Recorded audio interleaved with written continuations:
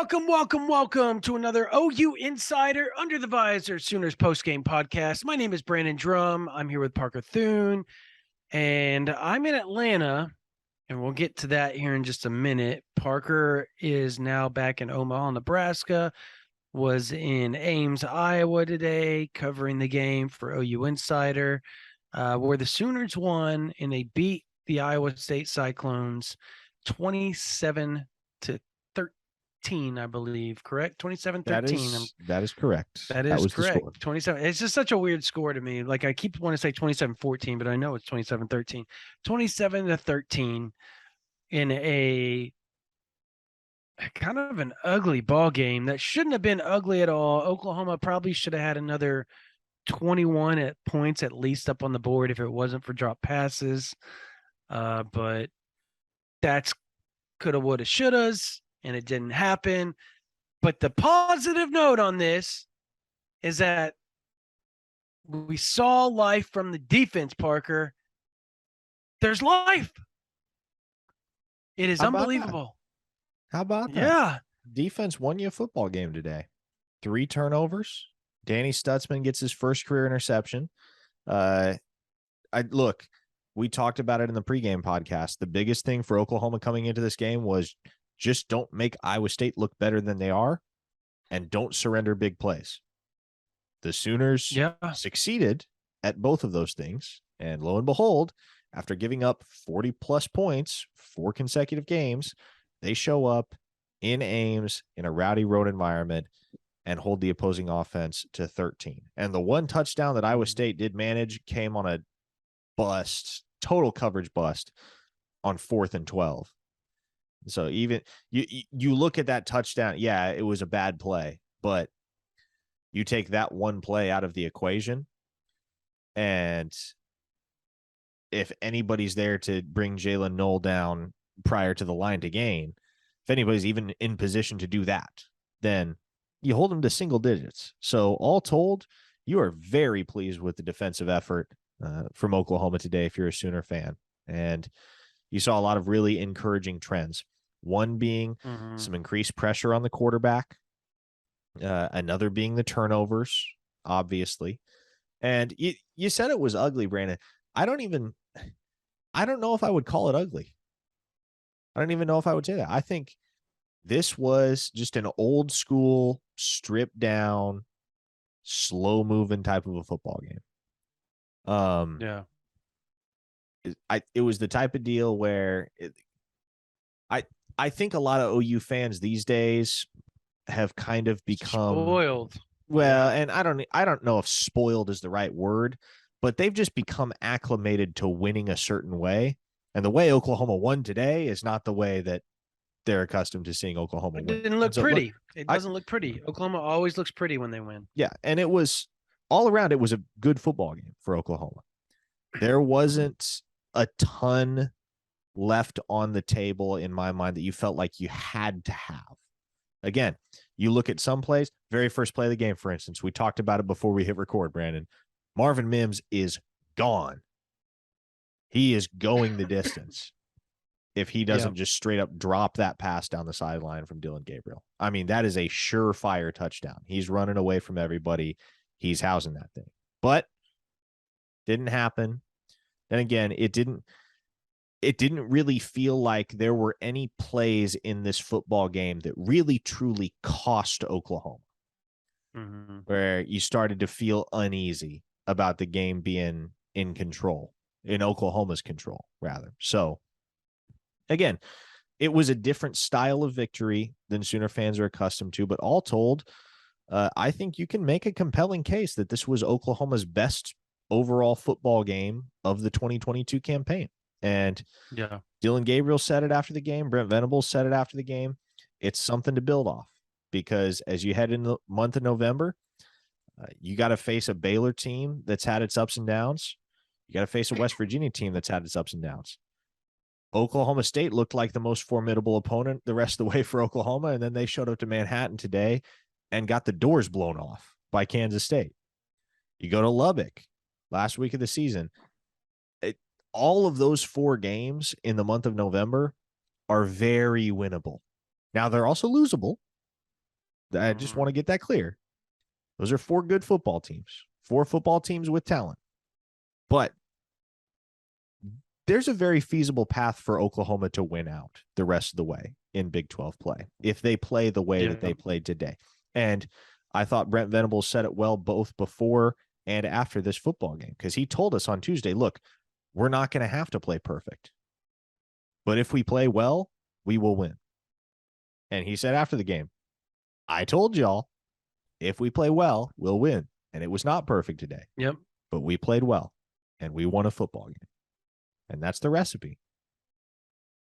Yeah, I think the you brought it up earlier when you were talking the Marvin Mims thing, and I think that was kind of it set the tone for him individually, the drop pass on that touchdown, because he just had a horrendous game. And I love Marvin. That's one of my guys, man. I love that kid. And that hurt to watch. Just it was like, because you expect so much out of a kid that is just that talented and that good, and then all of the sudden things just start sliding downhill for him over and over and over and over again, to where, I mean, 2 drop first down passes on big third downs that you would consider big third downs, 2 touchdown passes that were dropped, and then essentially the one that he just misjudged it down the hash in the fourth quarter, where it hit like the middle part of his fingers. And I don't know what that was. Like, he's running straight, the ball's going down the center of the hash. He just didn't adjust well. I just think he was off. I just think he was off today. You know what's interesting? We haven't. What's that? There's only been one other game in Marvin Mims' career that I recall where he's also been off. And it was at Iowa State in 2020. So yeah, maybe there's just something about Jack Trice Stadium that doesn't vibe with Marvin Mims' psyche. Yeah, Theo Weiss dropped a touchdown pass too, and we all know his 2020 game at Iowa State wasn't exactly one he wants to remember. No, interesting. He dropped like 4 touchdown passes that day. Oh yeah, it was a rough day for him. Everybody dropped a touchdown pass. Obi Obialo dropped a touchdown pass. Oh my gosh, 2 of them in the back of the end zone. 2 of them. I think those were his only 2 targets of his OU career. Yeah, it was not pretty. He ended up with back issues, if I remember correctly, shortly after that. Never had a catch. Mm-hmm. And he was good at Marshall too, man. He was a good player. Their best player. It just was weird. Yeah, this. Oh my gosh,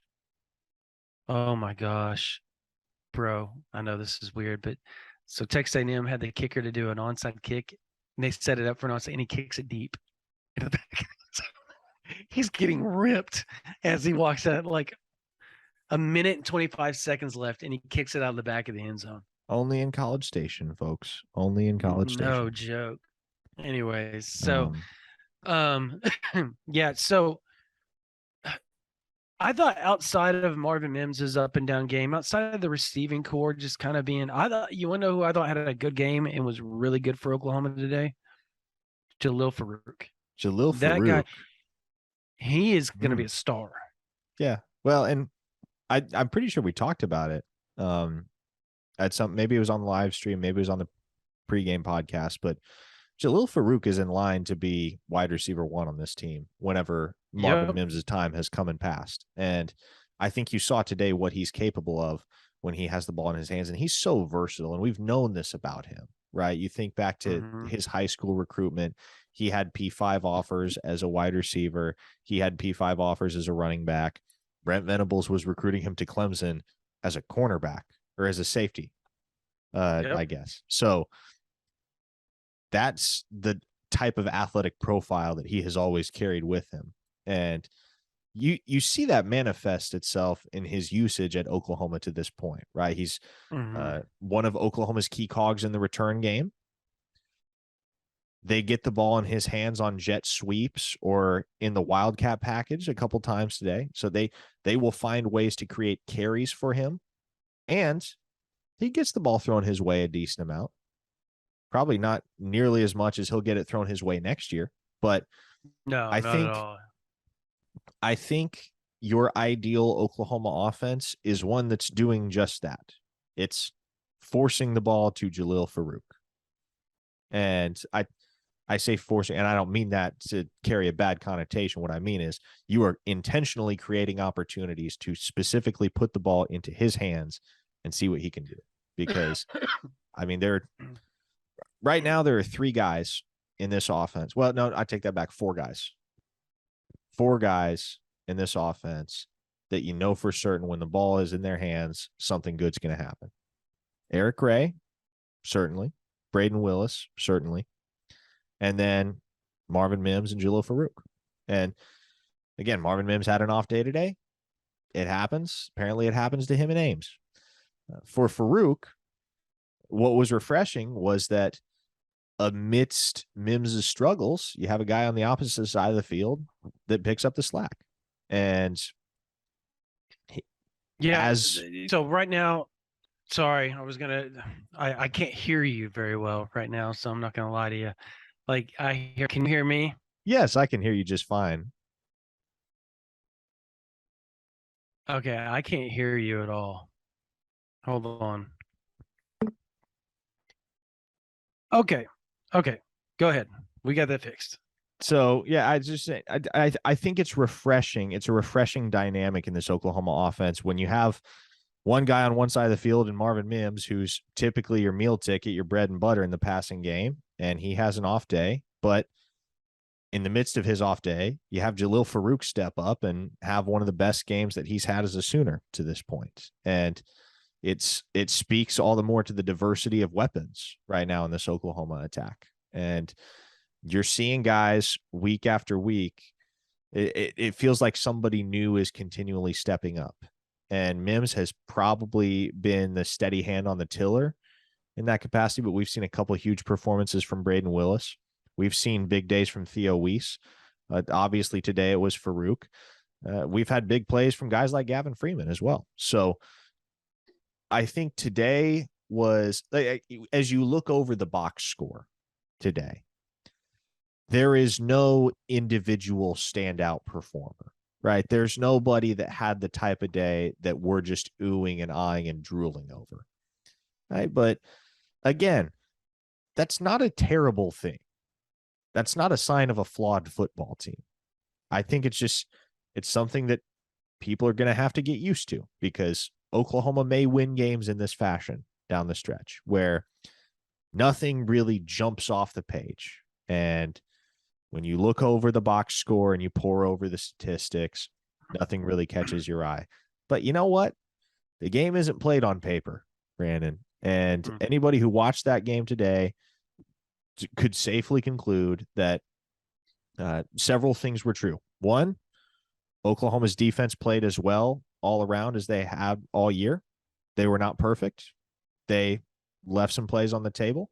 They made some mistakes. They had some lapses, but all told, it was a very effective performance. Anytime you hold an opponent to 13 points, you'll take it. Also, they won the turnover battle, which is crucial. And I think it was Danny Stutzman we were talking to after the game, and he said straight up, look, the team that wins the turnover battle usually wins the football game. And we did that today.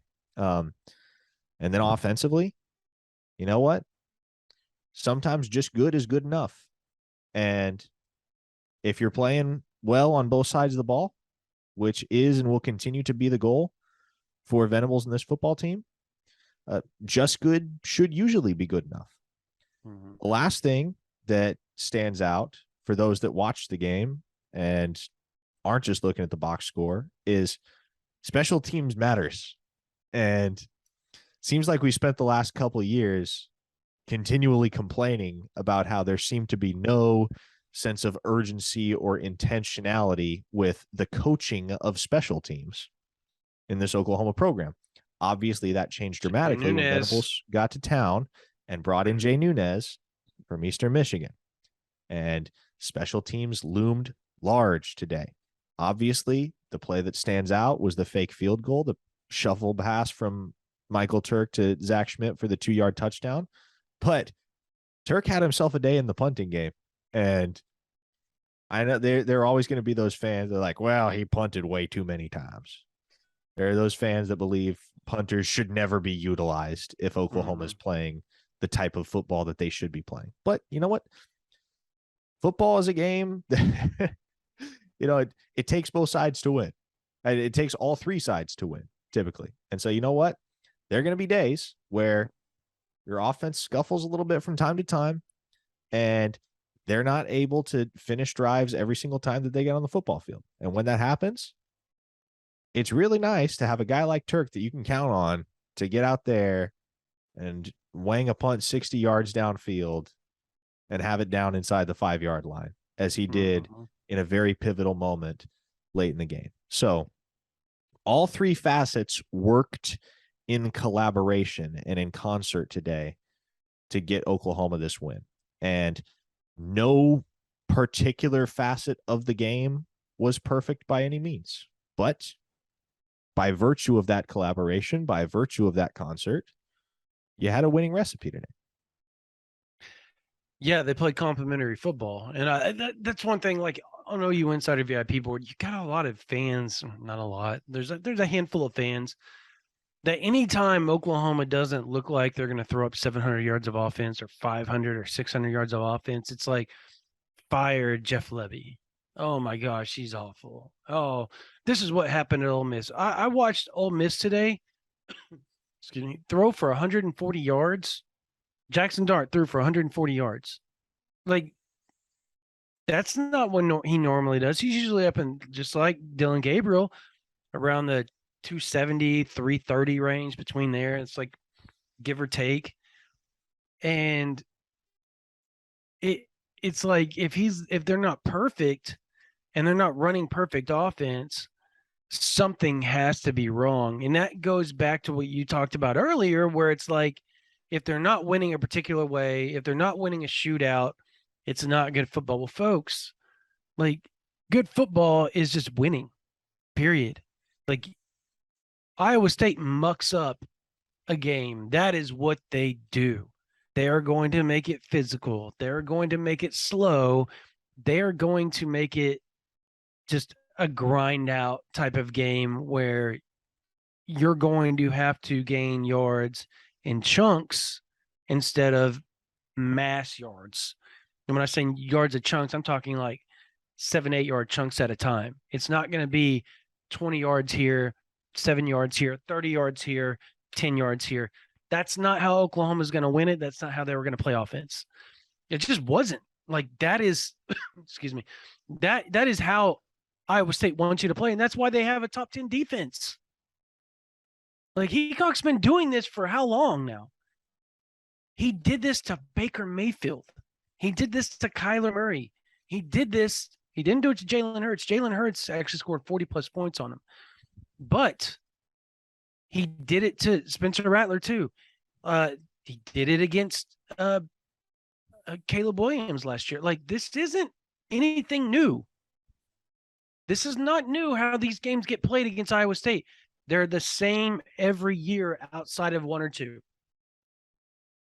They're going to make sure. I remember 2016, Oklahoma goes up there on a Thursday night, Parker, and they had no running backs, essentially. And they played Dimitri Flowers. It was the Dimitri Flowers game. That's right. Correct. And do you remember how slow that game was? Mm-hmm. Just slow and methodical it was. And this is like peak Baker Mayfield time, by the way.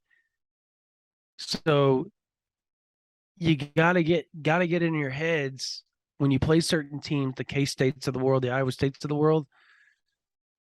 They're so disciplined schematically, and they don't rely on a ton of talent. They just rely on them being a unit, offensively and defensively. And that is troublesome no matter who they play. They about beat Texas. They should have beat Texas in Austin. As a matter of fact, Decker slides, his knee is down, and they hit the ball with the helmet, pops out. Overstrom did. It popped out, and they called him up. When clearly, if you pause it, he's down. You know what happens then? They kick a field goal. at least, or maybe go down and score and win the ball game. Like that's where this thing was, had that turnover not taken place. And there was cause for maybe a target there. But my point being is that they played Texas that close. They've played everybody within 7 to 10 points all season in all their losses, if I remember correctly. They've been all one possession losses. One possession losses, correct. So outside of Oklahoma, Oklahoma is the one team that's beat them by double digits. That's it. On the road, mind you. And yet people are griping. And it could have been way worse for Iowa State had Mims caught a couple of those passes in the end zone, had Weiss caught a pass in the end zone, had Eric Gray not fumbled when they were inside, the 30-yard line after the interception or whatever it was that wasn't quote, quote, interception by Woody Washington. So there were variable things that cost Oklahoma offensively, but luckily the defense turned up and was kind of a bend but don't break defense today. Something I think Oklahoma fans would take all day. If you guys could take 13 points, 13 to 21 points every game, Oklahoma doesn't lose another ball game. They do not lose another ball game if they play this way. It is just not going to happen. Like next week, I think they could lay some points on Baylor and literally shut them down if they play solid defense at home. Now, we'll see. But I like Oklahoma's odds to potentially win every game here on out. I mean, we talked about this last week, Parker, or at least during the live. We said when we were naming, what do we believe Oklahoma is going to be the rest of the season? We both said 4-1 is the most likely scenario. But we also said we're going to base all this on what does this team look like against Iowa State? And if they play this type of defense, I might pick them to win every game, wouldn't you? I still we thought the Oklahoma State game was going to be the game they lost. After watching today, and that's kind of what's embedded in my head here as I consider the path from here on out for Oklahoma is I don't want to be a prisoner of the moment, and that's not just exclusive to Oklahoma. No, that's fair. Exclusive to all the opponents on their schedule the rest of the way, because Oklahoma State went to Manhattan and got beat 48-0. No one, and I mean no one, saw that coming. That was completely incommensurate with the type of football that Oklahoma State has played to this point in the year. A glaring outlier. And so, right. What does that mean for the rest of Oklahoma State's season? Is this the beginning of the end? Is this where the wheels start to fall off for Gundy and crew? Or is this legitimately just a blip on the radar and they're going to be right back to their winning ways next week? I don't know. The Big 12 is so unpredictable right now. And so for that reason, I'm not overly optimistic OU wins out. But I do think as long as they continue to build upon what they've done over the course of their last two games, and they continually improve, and that's one of the things that Venables has emphasized time and time again, is we just want to get better week after week. Mm-hmm. That is our goal. Our goal is to get better week after week. As long as they can continue to do that, they're going to certainly have more than a puncher's chance to win each of these 4 games that are on the slate in the month of November. Yes. Yeah, no, I'm with you. I don't know, man. Let's Dean Blevins this up. Let's get percentages here. This team's a different type of cat than what we're used to. And so, and I'll respect to Dean. Like I grew up watching him, so, and I know Dean well. So yeah, it's just all joking aside. What do you think the percentage is that Oklahoma ends up 5-0 at this point? Like not being a prisoner of the moment, not seeing, I mean, just it's hard not to be on a Saturday night after what we just all witnessed. But do you give it greater than 60% chance? No. I wouldn't go near that high. I would say there's a greater than 60% chance they win 3 out of 4, certainly. I would say I'll give it 35% chance they win out.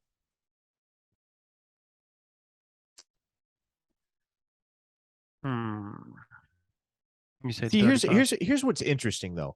I think, and again, this is not exclusive to Oklahoma. This is a conversation that ties in all of the rest of the action around the Big 12.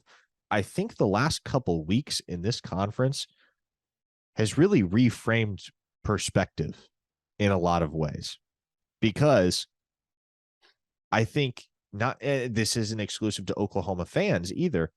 I think the college football world in general has begun to realize that, those couple blowout losses that we were flaying Oklahoma for at the beginning of the month, those were because they were down their starting quarterback. Oklahoma's not half as bad of a team as they looked in Fort Worth against TCU and in the Cotton Bowl against Texas. And if you put Dylan Gabriel back in the mix, and I'm not going to sit here and say they beat TCU or they beat Texas, but those games are a whole hell of a lot closer than they were. And it's, you think about the fact that Oklahoma State just got beat by that Kansas State Wildcats team 48-0. And Oklahoma went down to the wire with that very same Kansas State team with Dylan Gabriel for all 4 quarters. So does Oklahoma as a football team at full strength more resemble a team that is virtually on par with Kansas State? Or do they more resemble a team that's just kind of an also ran in this conference? I would lean toward it being more of the former at this point. And I wonder how that narrative evolves throughout the month of November based on not only how the Sooners perform, but how the other contenders in this conference perform. It's weird to say this, and it's not something to get your hopes up over, but there's still a path for Oklahoma to get to the Big 12 championship game if they take care of their business. I mean, gosh, it's going to take a lot, though. Yeah, it'll take some doing, but the path is there. But I think what everybody's coming to terms with is the fact that the Big 12 in 2022 is just a very evenly matched conference. There are a lot of teams that are close to on the same level, and that, again, Oklahoma is not nearly as bad of a football team as the score against TCU or the score against Texas would indicate. And all of what we said, all of what everybody said about Dylan Gabriel being the straw that stirred the drink for Oklahoma, the one guy whose absence could really throw a wrench in things for this football team, that all has held up and will continue to hold up throughout the duration of this season. Because you're always going to wonder, how differently do things turn out in 2022 for the Sooners if Gabriel never suffers that concussion? Maybe they don't turn out differently at all. Maybe they're still 5-3 at this point. But I think that people are going to call me crazy. They can call me a homer. I think they're 6-2 at worst at that point, because if you go back and you watch that TCU game, how many points did TCU put up in the second half? 21. No, 14. Okay. 14. It was 41-17 and a half. Yep. Put up 14 points. And they were running virtually the same offense in the third quarter. Oklahoma just changed their defense up and played better defensively to start that. But guess what they couldn't do? They couldn't move the ball. They basically just left starting like the first. What was it? It was like the 10-minute mark into the second quarter when Dylan Gabriel went out, right? Like there was about 8 to 10 minutes left, correct? Yes. We hadn't yet hit the halfway point of the second quarter. So okay. It was still early. Oh my gosh. Yes. And Oklahoma he slides for a first down. They're moving down the field finally. And I remember turning to Joey at the time and going, no, it wasn't Joey. It was Norman Transcript, Jesse Critson. And I was like, hey, they look like maybe they're getting going here a little bit. And you could kind of feel it. You could feel it in the stadium too. Like, oh, okay. Oklahoma's kind of starting to do their thing now. They scored on their last drive. They're going to come back and they're going to do it again. Nah, he was knocked out, and at that point, the whole like you could just kind of tell. You could look on Oklahoma's sideline and kind of tell like, well, this one's done for, and the body language of the players and everybody started getting hurt. It was just, it was kind of a circus on the Oklahoma side after that. And the next week they played Texas. I remember we were like, it's either going to be really close or it's going to be really bad. And at the time, we're like, well, maybe it's the rivalry game. It's got to be kind of close, right? Like it's always close. Nah. Poor Davis Bevel. I mean, that kid, I feel so bad for him. I mean, they essentially ran a tight end and a running back as quarterback the majority of the game, and that's what cost Oklahoma the ball game. But it also, I give credit to Jeff Lebby for at least being creative enough to try something different, knowing that Bevel wasn't it. And here's what this all illustrates, Brandon. You think about that TCU game, and you kind of touched on it. In many ways, that was just an imperfect storm for Oklahoma. Yeah. And then there was never a prayer of contending in that game against Texas without Dillon Gabriel. There just wasn't. And so what this does indicate, though, is, and I can't remember after, it might have been after the Texas game that we said this on the podcast, but I'll reiterate it. Things are never as good as you think they are, and they're never as bad as you think they are. And so, yeah, were the playoff expectations, were the clear Big 12 front-runner expectations that were placed on Oklahoma in preseason a bit lofty? Yeah, I think that's fair. But also, I can remember a time where circa the evening of October 8th, there were folks saying this team's not going to win another football game. So again, never as good as you think they are, never as bad as you think they are. No, I agree with you. The crazy part is, and I was watching the Fox Sports post game telecast after OU's win,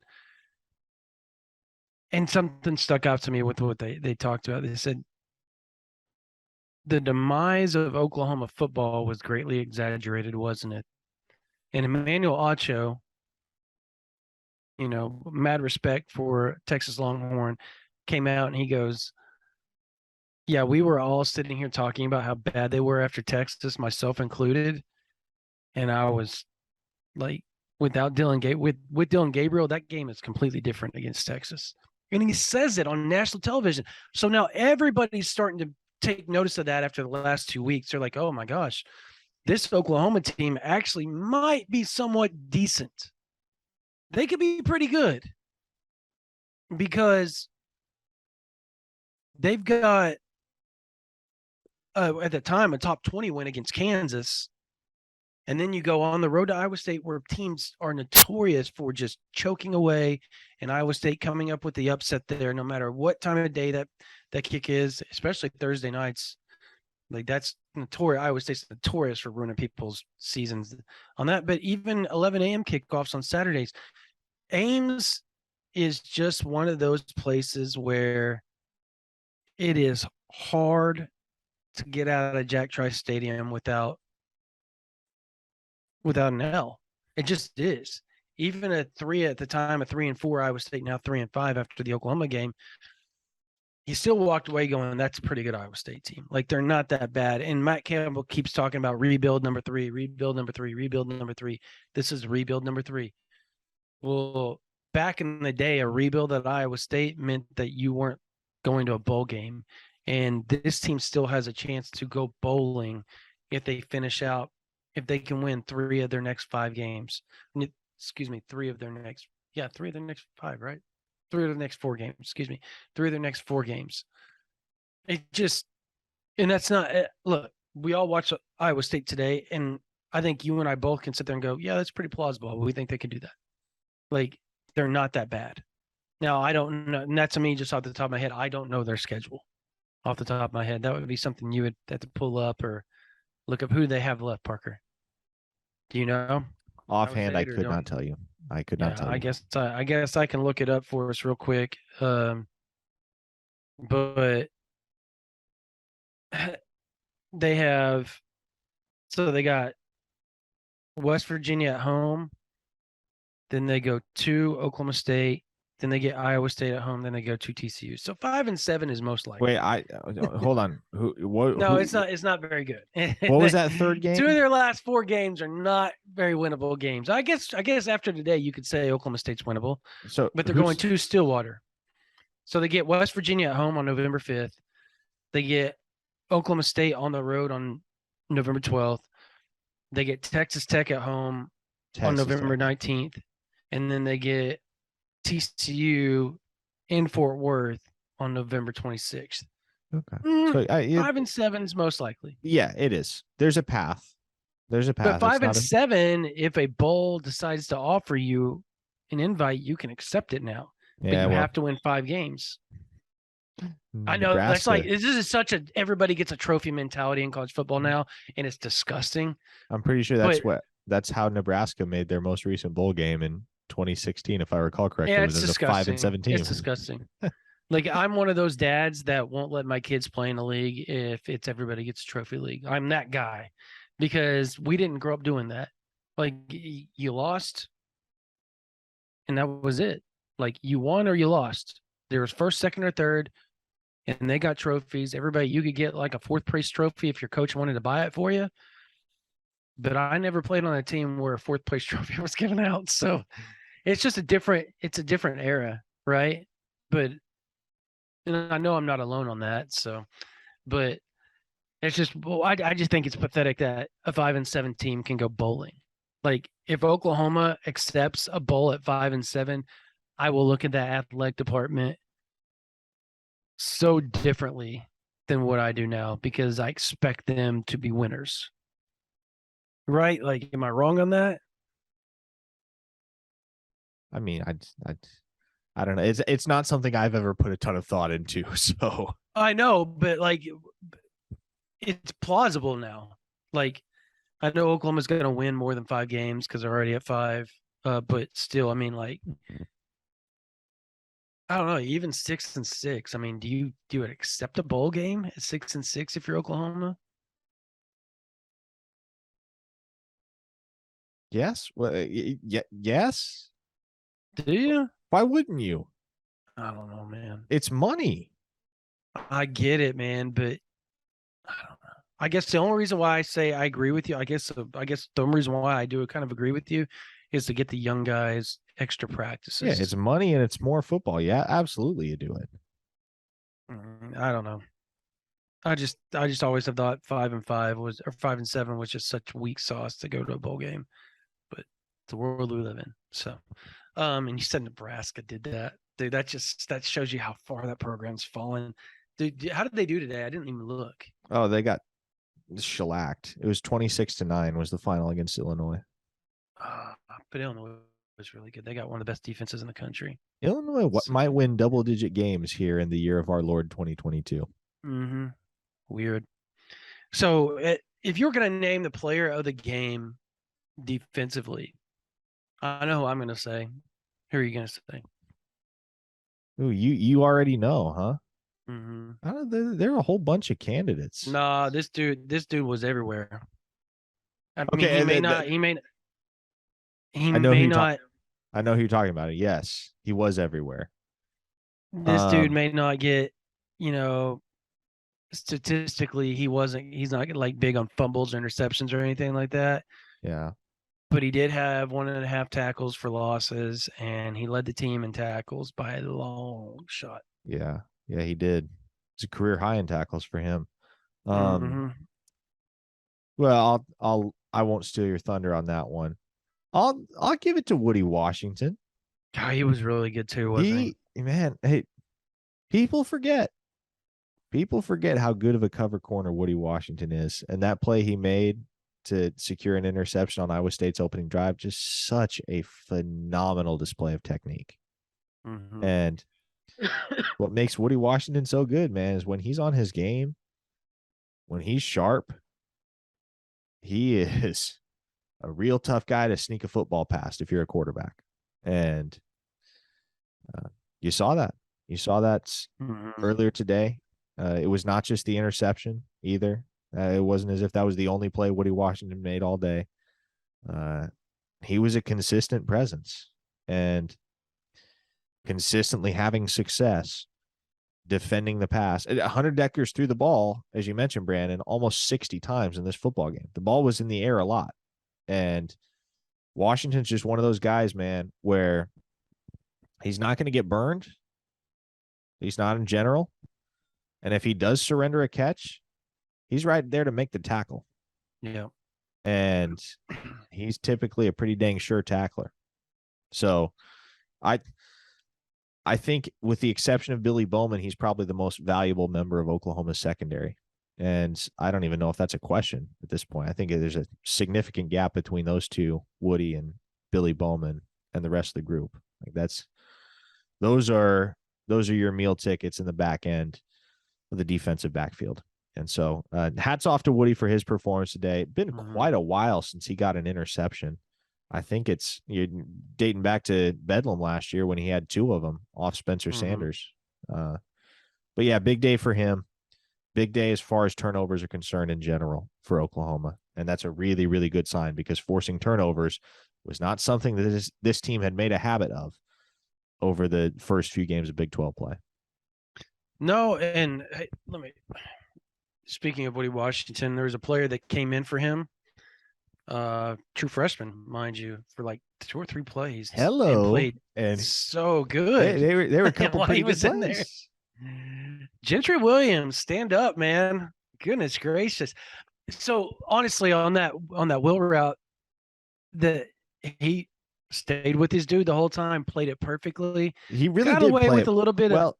He got tug, a little just about bit. as handsy as he could reasonably Yep. get to make it a 50-50 call. And it was a 50-50 Mhm. call that he got. Yep. And I was shocked. I was like, 24. What's Gentry doing in there? My goodness, man. Great. And then he made the very next play, he came up and made a play. So, like, he did really well for a guy that was thrown in there. I don't know what, well, I guess Woody had like some sort of did he have like a equipment malfunction or something like that? That happened? Because it just happened out of the blue. Yeah, I don't know. There were a lot of just very spur of the moment rotations and substitutions on both sides of the ball for Oklahoma today. Like there was a third down where Grayson Halton just ran into the game. Hadn't seen him all Yes. day to that point, but boom, there he was in a Well, he late ran third off down on one situation. play. Yeah, then he runs off and they're shorthanded on a play. And they're all waving up like, somebody get in here, because Grayson Halton just kind of hobbled off and didn't tell anybody. It's kind of funny, but they didn't get a first down, so that was good. They were able to get matched up right later on. And I think this was like one of the latter drives too that Iowa State was like trying to get down the field quickly, and they ended up throwing an interception a couple plays later. But yeah, the young guys, I was just thinking about that today, and even some of the older guys like a Jalen Redmond and a Woody Washington. I think we both think they need to come back one more year and really solidify themselves as who they are and the type of talents that they are. Now, whether they do that is one thing or another, but could you imagine a roster next year returning everybody essentially on both sides of the ball because nobody leaves outside of like, Braden Willis because he's out of time. Wanya Morris can come back. Anton Harrison could come back. We all know Anton's going to leave because he's that dude at left tackle. But if they could return 18 of 22 guys, and obviously Michael Turk's going to be gone, that would be huge for Oklahoma going into 2023 with the recruiting class they have, with the recruiting class they had in 2022, with the transfers they could pull in. That could be a perfect storm for something really big in 2023. And how awesome would that be? Like, how awesome would that be? So, Anyways, yeah, you gotta like the young guy, the talent of the young guys. It was a shame not to have Javante Barnes today. He wasn't out there due to sickness, but it was good to see Marcus Major back. It He wasn't. It actually wasn't sickness. it wasn't okay. No, Venables was asked about Javante's status after the game and said he tweaked his hammy on Thursday in practice, and that was why he didn't travel. So, Hmm. um, Okay. I'd reached out to a couple sources once. I was down there. I was standing on the sidelines next to John Hoover, and at a certain point, I realized Two's not here, and so I turned to John and I said, "Have you seen Javante Barnes? Because I sure haven't." Because we didn't know at that point. Like we had no inkling of a clue that Barnes was going to miss this game, that he hadn't traveled. And so I immediately reached out to a couple folks, and they said, yeah, it had to do with something that happened in practice on Thursday. He was a very, very late scratch in terms of the guys that they sent up to Ames. But yeah, supposedly, per what Brent Venables told us, at the very least, it was a hamstring issue. Doesn't sound like it's anything too serious. Okay. Well, that's good. Um, so on recruiting side of things, you stopped at Kansas City. You went and watched Caden Green and a bunch of other guys that have Oklahoma offers. Williams, Winery. Trying to think of who else was there, and I know there was like 3, 4, 5 guys that have Oklahoma offers.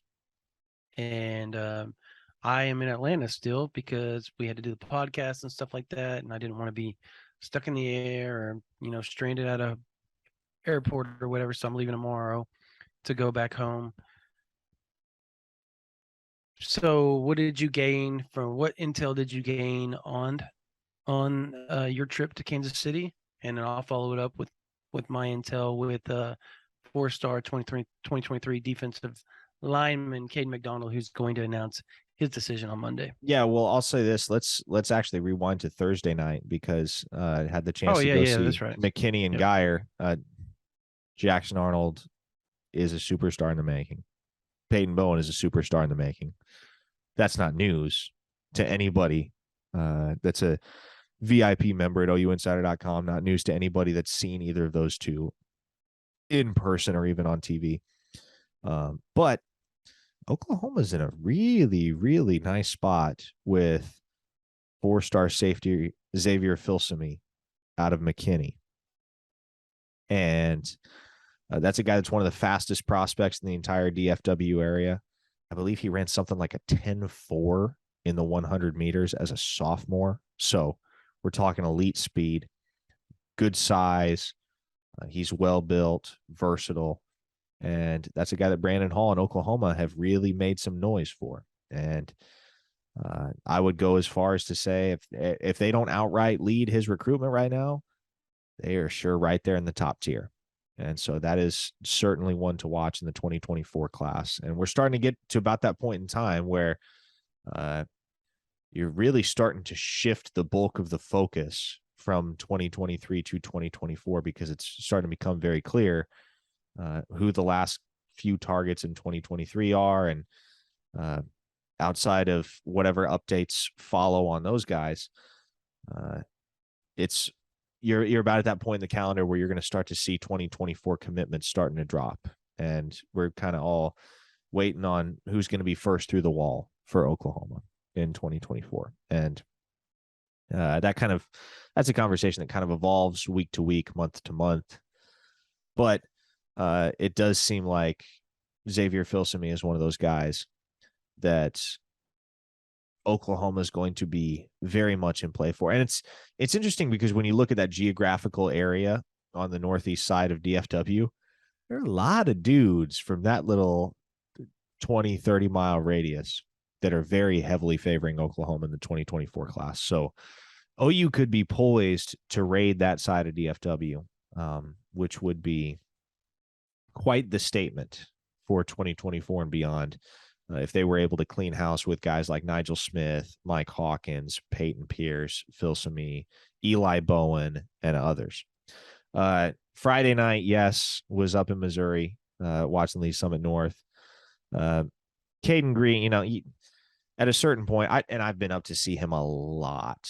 I may have, at this point, I've probably seen him more than any other commitment that Oklahoma holds in the 2023 class. I've seen a ton of his games over the last couple of years, and he's always the biggest dude on the field. He's always manhandling whoever he's lined up against. It's easy for him. I expect him to be in Oklahoma's 2 deep next year. Very physically impressive prospect, very versatile. He's going to be an impact player when it's all said and done at OU. But man, let me tell you, Williams Nwaneri is something special. And that, make no mistake, that is a 5-star. That is a 5-star defensive lineman, if I have ever seen one. And there are some parallels to PJ Adebawore in the way that he plays the game. And they have similar statures. PJ's a little bit longer than Williams. I mean, PJ's longer than everybody. But they both move incredibly well for being as tall and as big as they are. And Williams is one of those guys that's already creeping into 5-star territory in the 24/7 sports composite. It shouldn't be too much longer before he picks up that 5th star. He's the number 30 player in the composite right now in the class of 2024. So he's right there on the cusp. And if you finalize the rankings today, he would get that 5th star. He has the opportunity to be one of the best defensive prospects that area has produced in a long, long, long time. And I think it's interesting. I run into Jamar Mosey a lot. And of course, for those unfamiliar with Jamar Mosey, former Sooner, currently the head coach at Lee Summit North. When I say I run into him a lot, he's got his guys down in Norman quite frequently. They were most recently down there for the Kansas State game at the end of September. But it's almost as if there's, and I don't know this for a fact. This is just me talking. But it almost seems as if there's a concerted effort to make sure that the other regional stops that he makes with his players are for OU's road games, because the Lee Summit North crowd was up in Lincoln on September 17th when Oklahoma played there. They were up at Iowa State this morning when Oklahoma played there. And being a former Sooner, obviously Mosey has a ton of ties. He was there 2001, if I'm not mistaken. And so got a ton of ties to some of the Oklahoma coaches, Brent Venables, Jerry Schmidt, and the like. And so he's got one of his kids committed to Oklahoma and Caden Green. If the OU experience goes smoothly for Green, especially over his first year there, I can see there being an increased willingness on Williams Nwaneri's end to be a Sooner. And I don't think he's a slam dunk to be a Sooner. Now, I think that's the case for Isaiah Mosey, Jamar's son, the 4-star 2025 wide receiver. I do think that's a slam dunk to Oklahoma. And I've thought that for quite some time. Williams was always the kid that I was a little bit more iffy on. And I still am. It's not a sure thing, not even close to a sure thing that he ends up in an OU uniform. But with as many people, not just Coach Mosey either, but with as many people as are around Lee Summit North that are pro Oklahoma, and especially with his teammate that's a year older committed to OU, there's going to be a very compelling case come the end of the 2024 cycle for Nwaneri to pick Oklahoma. So definitely a recruitment I would watch, because when you look at that board of defensive linemen in the 2024 class for OU, there are a lot of names, a lot of really consequential, significant names. Names like Zadavian Sims, David Stone, Nigel Smith, T.A. Cunningham, and so forth. Guys that could realistically end up being Sooners. And I would throw Williams Nwaneri right in there as well, because he talks on a very regular basis with Todd Bates and Miguel Chavis. They've done a good job recruiting him. And also, again, influence from your circle matters. It matters. Sometimes it's not always enough to turn the tables. It's not always enough to tip the scales.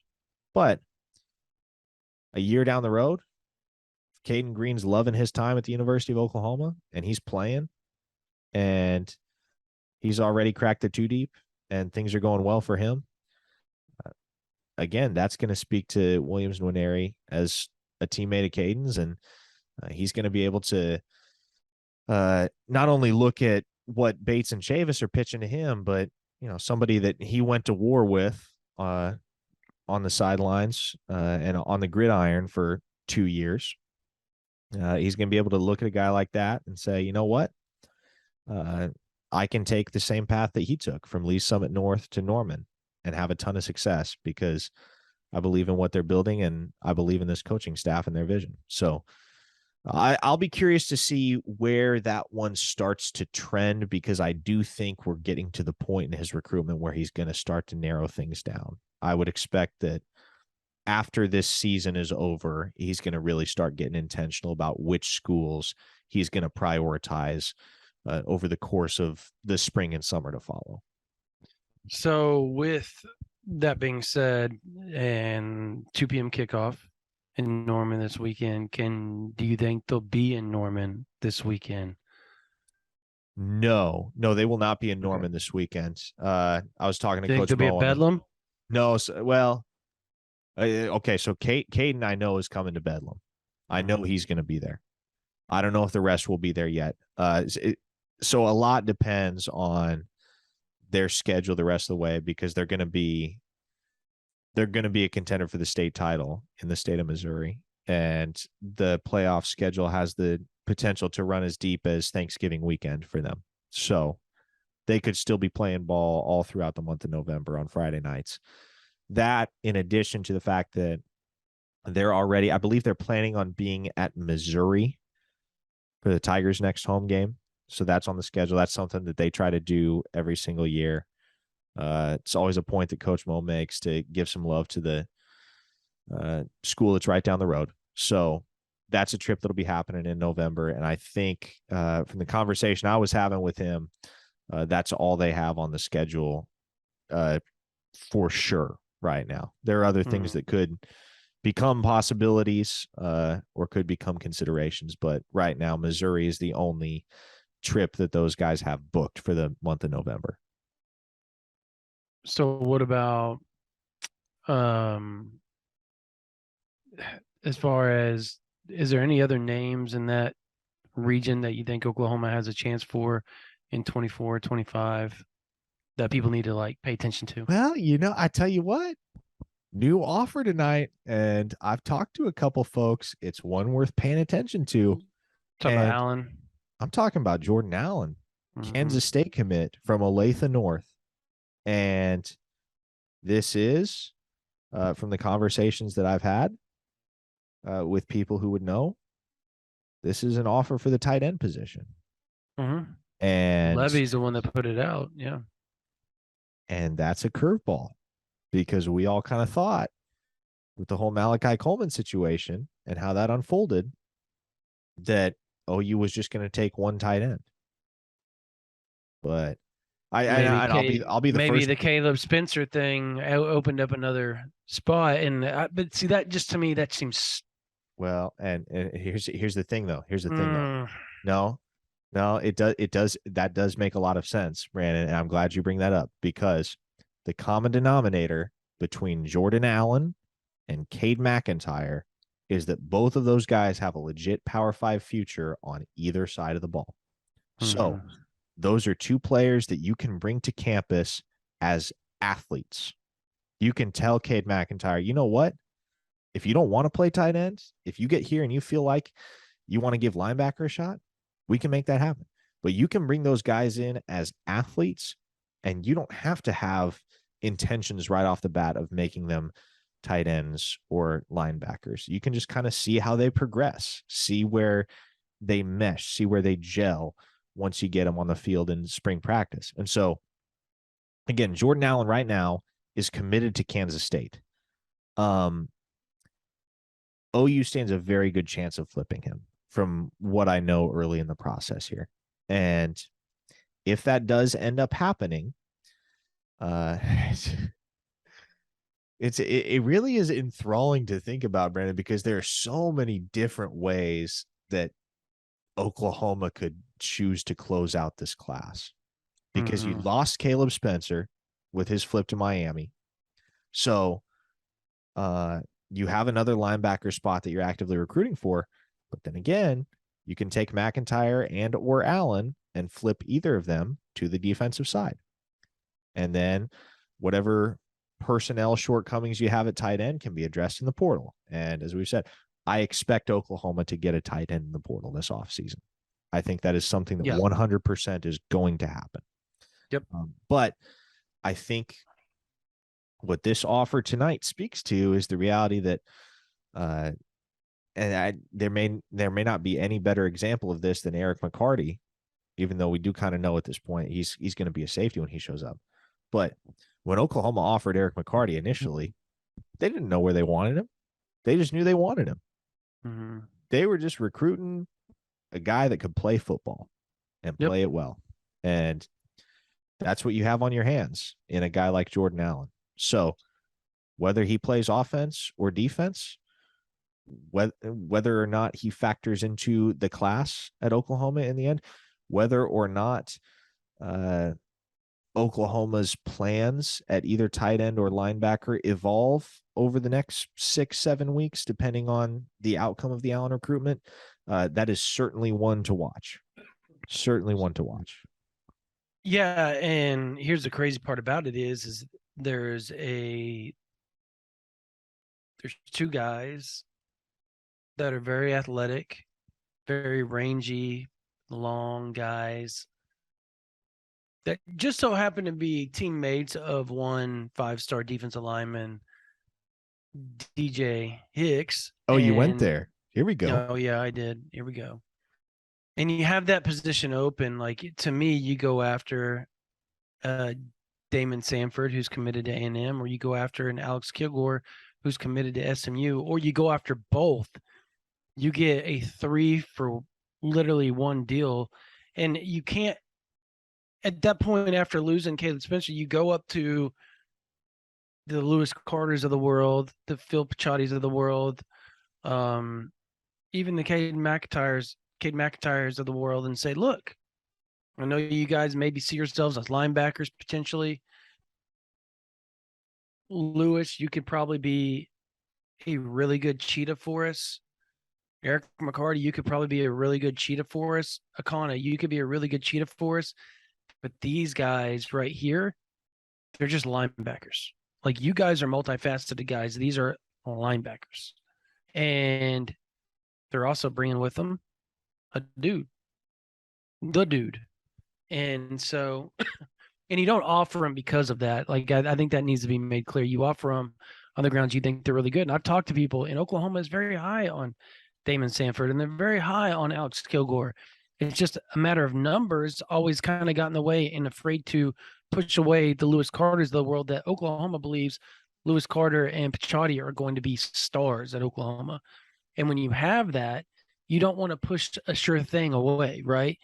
You got, it's the whole bird in the hand, type deal. You don't want to push them away and come up with nothing. And so it's just, with the Caleb Spencer deal, now you have a chance to. You got an opening to go to that. Like, look, we have this roster opening. We're doing this because you guys can play multiple positions. These two guys they're just linebackers. That's what they are. So we're going to offer them, if they come up for a visit, if they do this or they do that, that's great. And then if you somehow pull off the miraculous ability to land DJ Hicks in this whole ordeal, then that's big time. And I think if Oklahoma wins out, it's going to be really hard for DJ Hicks to sit there and say no. Like, does he really want to go to a 3-9 team at the end of the day, or 4-8 team? I don't think so. Like, nothing changes. Like, Connor Wegman, I don't think he's like this magician. He's not going to miraculously change the program and where it's going to go. Not when they have freaking Florida up next, and they got Auburn after that. They got LSU, and they've got who else do they have off the top of your head? They So got their schedule the LSU. rest of the way is at 3-5 right now after that loss to Ole They got Miss. Florida. They got Florida next LSU, week. Florida. They get a reprieve because then they get UMass, but then they close out the regular season against Auburn. Those are their 4 Okay, games so the rest they're of the way. 4-8. They're 4-8 at that Maybe rate. 5-7. Maybe. Maybe 5-7. Yeah, maybe 5-7. Um, let's see here. They get Florida at home next week. Then they go. Dadgummit. Then they go to Auburn. Then they get UMass at home. Then they get LSU at home. So honestly, like they have a chance. Like they could win the next 4 ball games. Honestly, like they could be 7-5 to end the year. Do we think they're going to be 7-5 at the end of the year? No, because we all believe Florida is going to be tough for them. We all believe LSU is going to be tough for them. We believe Auburn's going to be tough for them. We all think UMass is just going to be a pushover, and that's going to be their 4th win. Having said that, does DJ Hicks go that route? Like, I don't know. Like, do a lot of these kids stick that are at A&M? Do they get in the portal? Like, there's a lot of different things going on right now behind the scenes, and we'll see how A&M, figures all this out. Didn't they they just came off a bye week too, right? They A&M? literally just came, yeah. No. They lost No, to South they came Carolina off a bye last week week. last week. They had a Yeah. bye week before last week. That's right. They had a bye week before last week. Man, they got a tough road ahead. They're getting more and more banged up too. So, but I'm down here in Atlanta seeing 2023 4-star defensive lineman Caden McDonald, Oklahoma defensive lineman or defensive line coach and co-defensive coordinator Todd Bates was here as well. I talked to Caden McDonald after the game. I'll put it to everybody like this. This is going to be he brought up Michigan, which I thought was interesting. He brought up Michigan. He's like, people don't believe I'm into Michigan. I'm into Michigan. Um, now, do I think that they're ahead of Oklahoma or Ohio State? No. And I could be wrong, but no, I didn't get that feeling. Well, I got the feeling that it was Ohio State and Oklahoma, and he's kind of torn right now, like literally torn between the two. And so I thought Clemson was kind of third-ish. I thought Michigan was kind of right there with Clemson. Maybe they could be a little ahead, could be a little behind. I don't know. But you just got that feeling that Oklahoma and Ohio State are duking this thing out. And if he picks either one, I won't be shocked. And I know that's fence riding, but that's literally the vibe I got. And because he kept saying, this is so hard. This is so hard. This is so hard. I don't know what to do. He goes, I'm ready to get it over with. And what my gut tells me that day is where I'm going to go. And apparently he's told people where he wants to go and where he's leaning. And I guess right now I maybe say Ohio State, I guess. I don't know. But if his family gets their way, and we're talking about his mom, and we're talking about his grandparents and everybody else around him, he's a Sooner. If they get their way, he's a Sooner. So I think Bates and Venables has that chance to really close this thing out. I think they're going to use tomorrow as that ability to sit there and say, look, we shut a team down. We're showing you exactly what we are defensively with people not on your level. Jalen Redmond's it right now on the defensive line as far as your level, Caden. If we can get 4 of you with Derek LeBlanc and maybe DJ Hicks and Colton Vasek and PJ Adebawore, we're good. We're good. Follow that up by the 2024 class with the David Stones of the world, the Davian Sims, the Williams Winery, I'm trying to think of edge guys off the top of my head. I can't because like 2024 edge guys that Oklahoma's really in on. Danny Okoye. No, I Yeah. don't know. I mean, yeah, obviously, Tavion but Henderson. There you go. or think of somebody in Texas. Is there an edge rusher in Texas? I'm gonna Is sit here and there? just slap myself. Zoo. There you go. Yeah, maybe. I don't see. I see their class being Zadavian Sims, David Stone, Williams Winery, and so you got David Stone, Williams Winery, Zadavian Sims. That's Nigel. three. Nigel. Nigel Smith. Nigel Smith. There it is. Nigel Smith. I was in Texas. Nigel Smith. So though you get those guys in 2024, and with transfers on top of that, and now you're looking at a completely different defense. And I think that's something they can sell them on is look at the progress we're making with this defense that was maligned. It was a maligned defense last year. It was a maligned defense all through Alex Grinch's tenure and Mike Stoops' tenure. And now we're putting our imprint on it with the same talent that they had, which was good talent. We're just finally developing them and they're finally starting to play a little bit. Now, granted, yeah, it's Iowa State. They're the worst offense in the Big 12, but they're not the worst offense in the country. Like they could be. Are they worse than Texas A&M statistically? Is that possible? I don't know. I just know that they're bad offensively. A&M is so. They were decent tonight though, but I think that's your selling point to Caden McDonald. Now he's got a lot of people in his ear for Clemson because a lot of his friends went to Clemson from this area. But he has Jackson Arnold that he grew up with. He has Derek LeBlanc, who he's super close with. He has Trey Morrison. He has, who's at Oklahoma right now, and playing quite a bit in the secondary. He's got Kenai Walker, who grew up in the North Gwinnett area. It's just, there's a lot. And so, as a matter of fact, the brother-in-law for Kenai Walker came up. He's a coach on the opposing team that North Gwinnett was playing, came up and said hi to me. I don't know him from Adam, but he came up and said hi to me yesterday. So just kind of a cool deal that there's so many connections to Oklahoma there. And obviously his mom being from the Arkansas-Oklahoma border, his grandparents, aunts, uncles, all still living there.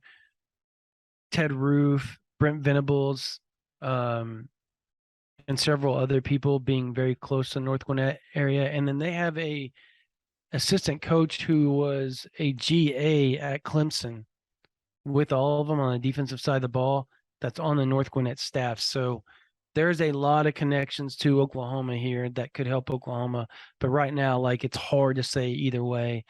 You can be upset, Oklahoma fans, if he chooses Ohio State, but you can't be shocked. Like, Ohio State's in this. I said that to y'all 3 weeks ago. Nobody else was saying that. And I'm telling you now, like, that is a fact. Like, Ohio State is there. Oklahoma, Ohio State, Clemson, Michigan. That's where it's at right now. And if I had to put it, I might say Ohio State has a slight lead, but not by a lot. Not by a lot. Like, this thing could go either way come 5 p.m. Central Time on Monday. So we'll have everything ready just in case on OU Insider, and hopefully we'll have a better feel for things as this thing progresses as well. So, yeah, that's going to do it, I think, for this version of the OU Insider Under the Visor Sooners Postgame Podcast. If you're not a member or a subscriber, if you're not a subscriber of this YouTube channel, click it, give it a rating, give it a thumbs up, do what you can do. We're growing a lot. What are we at? Like 7.5, something like that right now, 7.5 thousand. And we just started a few months ago. So we're growing really fast, and that's all thanks to you, Oklahoma fans. Right now, we're doing a 50% off OU Insider VIP, 50% off. That means for $50, essentially, you get OU Insider for a whole year. That means all through the 2023 as well, all the way till whenever you decide to sign up on October 31st or October 30th, whatever date they may be that you sign up. You get it all the way through. That means you get the rest of the 2022 season. You get National Signing Days, both of them. You get all the transfer portal stuff. You get the bowl games. You get the junior days. You get the spring, all the visits on spring. You get Champion Barbecue. You get the party in the palace. You get fall camp stuff. You get off-season stuff. You get where Parker and I go travel all around the United States, going and seeing recruits that Oklahoma's in on to make sure that you guys have the best coverage that you can possibly have. And on top of that, you get the season next year all the way up to almost November. So it's a heck of a deal. And you get all of 24/7 sports, every site. You can go see what's going on at Oklahoma State. You can go see what's going on at USC, Texas A&M, Georgia, Florida, Alabama, Texas, uh, anybody that you dislike and you want to see, or if Oklahoma's in on a recruit and they're battling it out like Ohio State, you can see what they're saying on the Ohio State board. Like all those things are available to you if you sign up right now, 50% off OU Insider. Or if you're month to month right now, you can upgrade for 50% off. So you get that year instead of paying monthly, $9 a month.